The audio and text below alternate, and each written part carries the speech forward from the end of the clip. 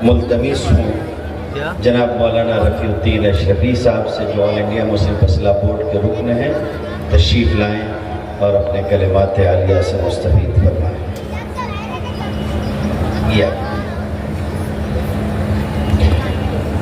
السلام علیکم ورحمۃ اللہ وبرکاتہ۔ الحمدللہ والصلاة والسلام علی رسول اللہ صلی اللہ علیہ وسلم۔ شہر نشین پر تشریف فرما آل انڈیا مسلم پرسنل لا بورڈ کے صدر و تمام عہدیداران، اراکین اور یہ سامنے بیٹھے ہوئے بورڈ کی آواز پر اپنی جان نچھاور کرنے آئے ہوئے یہ مالیگاؤں کے غیور مسلمان، بغیر کسی تمہید کے یہ بات واضح ہے کہ اس وقت ہم پورے ہندوستان میں وقف ترمیمی قانون 2025 کے رد کروانے کے لیے پوری طاقت سے حکومت سے مطالبہ کر رہے ہیں، احتجاج کر رہے ہیں کہ یہ قانون واپس لیا جائے، اس لیے کہ یہ قانون ہماری شریعت کے خلاف ہے، مسلمانوں کے خلاف ہے۔ اتنا ہی نہیں، یہ قانون माझ्या भारताच्या जे संविधान आहे, आमच्या संविधानाच्या विरोधामध्ये हा कानून तुम्ही संशोधन केलेला आहे। यह कानून वापस लो,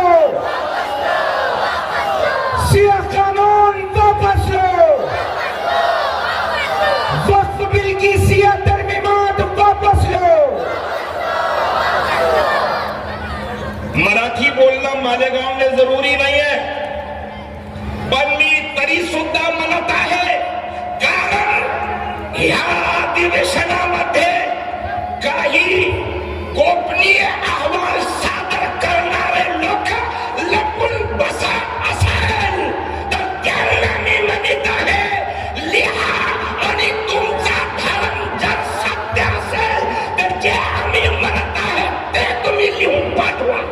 नारे तकबीर, नारे तकबीर। आम्ही काय म्हणत आहे की तुम्ही जे वक्फ संशोधन कायदा 2025 या पार्लमेंट आणि राज्यसभामध्ये पास केलेला आहे, ते संविधानाचा विरोध आहे, मुसलमानांचा विरोध आहे, इस्लामचा विरोध आहे। तरी आम्ही मुसलमान त्याचा पास करण्याचा विरोध, कायदा फेटाळण्यासाठी, निषेध करण्यासाठी ह्या जमावडा जमलेला आहे। आणि मालेगाव मध्येही नाही, संपूर्ण भारतामध्ये All India Muslim Personal Board असा करणारा साहेब हे तुम्ही पाठवा। All India Muslim Personal Law Board, अकाबिर बोर्ड आगे बढ़ो, सिया कानून वापस लो। और हमारी मराठी जबान से भी गृह मंत्री जी को समझ में नहीं आया, केम छो हारू छे, वो भी आता है, बोर्ड में ऐसे जिम्मेदार मौजूद हैं, तो हमको तुम्हारी भाषा बोलने पे मजबूर मत करो। हम संविधान की भाषा बोल रहे हैं, इसी पे समझो।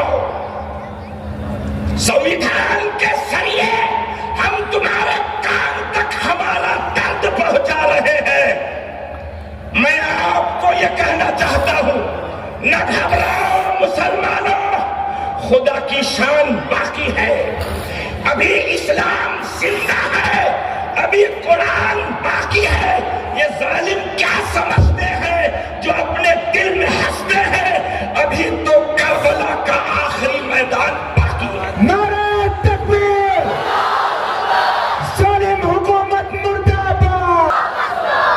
हमारा मालेगांव, मैं 1975 से मालेगांव जानता हूं, क्योंकि मेरी तालीम खानकाह अशरफिया मालेगांव खुशामतपुरा में हुई है।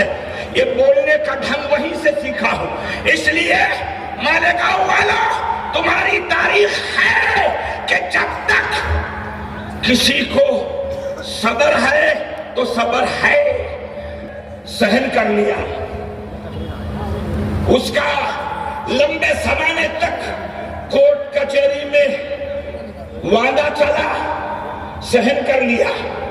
फिर सारी सच्चाइयां मस्जिद के फेवर में होते हुए आस्था की बुनियाद पर दूसरों को दिया गया। हमारे इन बुजुर्गों की दूरअंदेशी की वजह से ये जनता ने वो भी सहन कर लिया।